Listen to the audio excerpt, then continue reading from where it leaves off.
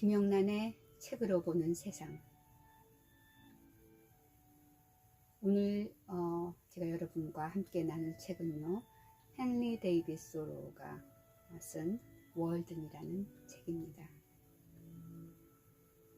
코로나 바이러스로 자가격리를 하고 산 지 벌써 수개월이 지났는데요. 모처럼 우리가 침묵하면서 또 고독이라는 것이 무엇인지, 또 혼자 있다는 것, 사람과 관계하지 못하고 산다는 것, 또 자연이 어떤 것인지 여러 가지 생각을 많이 하게 하는 시간을 보내는데요. 요즘에 가장 어울리는 책이라고 생각해서 여러분들과 함께 나누고자 합니다. 저자 헨리 데이비스 소로는 1817년에 매사추세츠주 콘코드에서 태어났습니다. 하버드 대학에서 기차로 40분 거리에 있는 그곳에서 1.5마일을 더 가면 월든이라는 호수가 있습니다. 그는 당시 미국이 개척의 봄으로 자연이 마구 파괴되고 훼손되는 것을 안타까워하다가 호수처럼 맑고 깊고 투명한 글 월든이라는 책을 남기게 되었습니다. 살아가면서 삶의 본질만을 보고 또 죽음에 이르렀을 때 내가 헛된 삶을 살지 않았다 라고 말하고 싶어서 썼다는 책입니다. 19세기의 경전 또는 환경보호의 바이블이라 일컬어지는 월든은 간디의 비폭력 미우저항주의 운동과 마틴 루터 킹 목사의 민권운동에 커다란 영향을 끼친 작품입니다. 탁월한 언어 선택으로 순수한 자연의 풍경을 스케치해서 세계 문학사상 유례가 없다고 전해지는 자연 묘사의 최고의 책으로 불리고 있습니다. 또한 시인 예이츠나 소설가 프루스트 등 수많은 대문호들이 자양분으로 삼았다는 책으로 선입관이나 겉모습 대신 단단한 진실만을 보기를 원했던 소로의 인생관과 삶의 철학이 깊은 공감을 주는 책입니다. 그는 한창 젊은 나이인 28세에 월든 호숫가 숲속으로 들어가서 손수 오두막집을 짓고 신선한 공기를 마시면서 산책을 즐기며 살았습니다. 그리고 밭을 일궈서 밀과 옥수수, 호박과 스탕모 등을 자급자족하면서 호숫가 사계절의 변화와 투명한 얼음의 색깔, 또 호수에 부는 바람, 봄의 첫 참새 소리, 들공 새끼들이 날아가는 소리, 기러기 때 날아가는 소리, 솔잎 하나하나 떨어지는 소리, 후두둑 후두둑 내리는 빗소리 등을 듣고 보고 느끼면서 그 모두가 귀중한 하나의 생명체로 숨쉬고 있다는 것을 깨닫고 그것들을 기록했습니다. 문득 사람들이 연연하는 역사나 연대기와 전통, 이것들이 다 무슨 의미가 있나 싶어진 그는 자연을 모르고는 천국조차도 이야기하지 말자고 합니다. 사람은 내버려 둘 수 있는 것이 많으면 많을수록 그만큼 더 부유하다는 것을 깨달은 것입니다.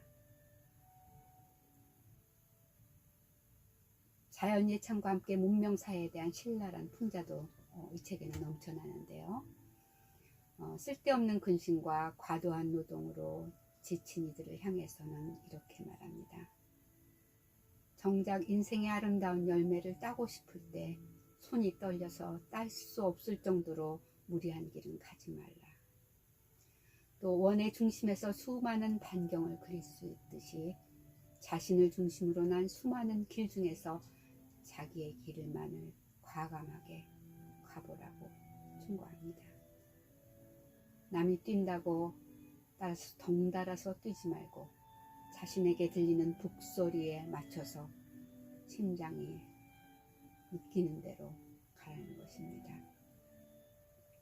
또한 오지도 않는 손님을 위해서 손님 방까지 마련하느라고 온 수고로 애쓰지 말고 또 따뜻하면 됐지 필요 이상 뜨겁게 살지 않도록 권면합니다.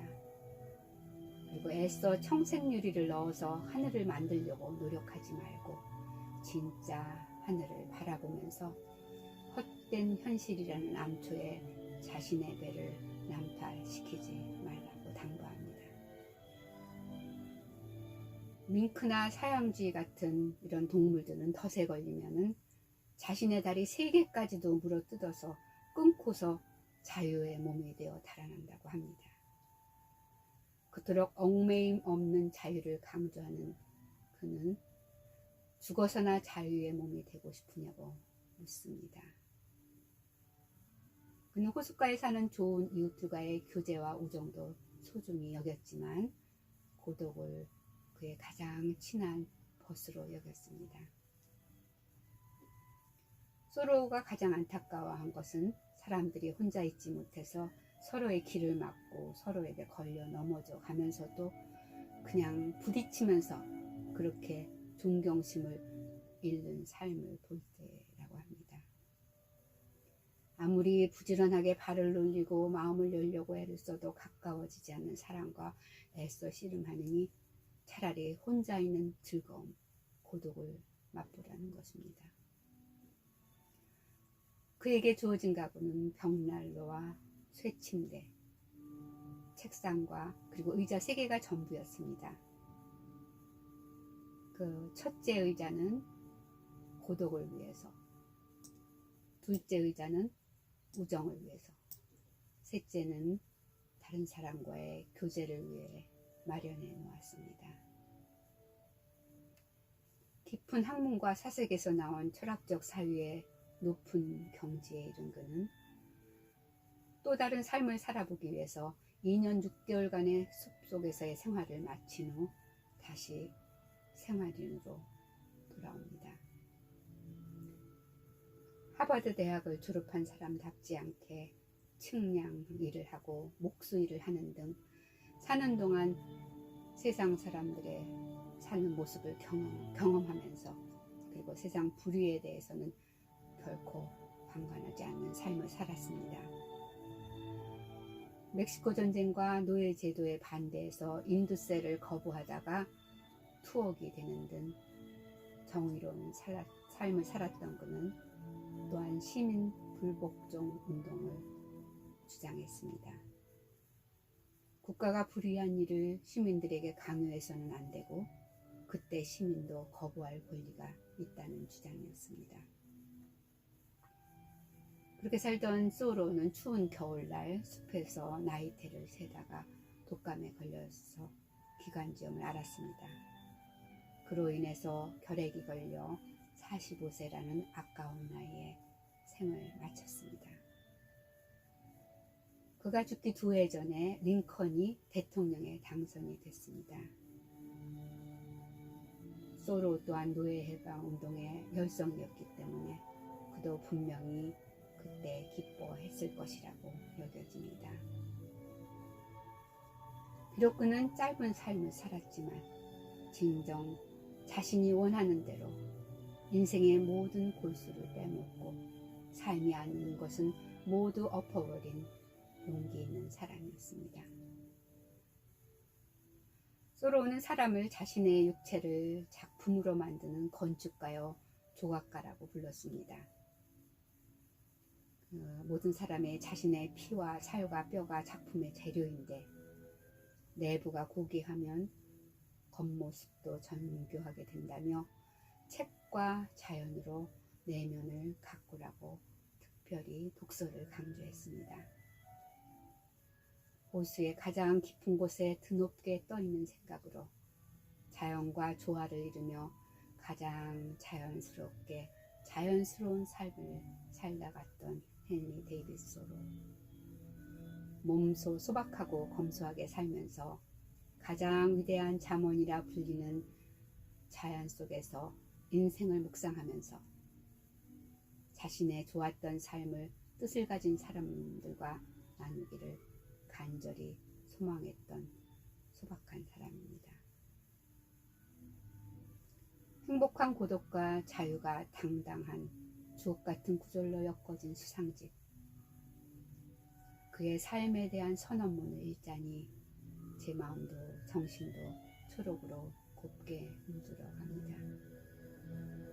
당장이라도 그가 살던 체험 삶의 현장으로 달려가서 우선 그의 고독한 의자, 그가 마련한 의자에 등 기대고 싶어집니다. 한번 읽으면 꼭 다시 읽고 싶다는 잭 월든. 저도 마찬가지입니다. 어려운 시대, 어려운 시간을 보내면서 다시 월든을 꺼내들고 여러분과 함께 나눠봤습니다. 감사합니다.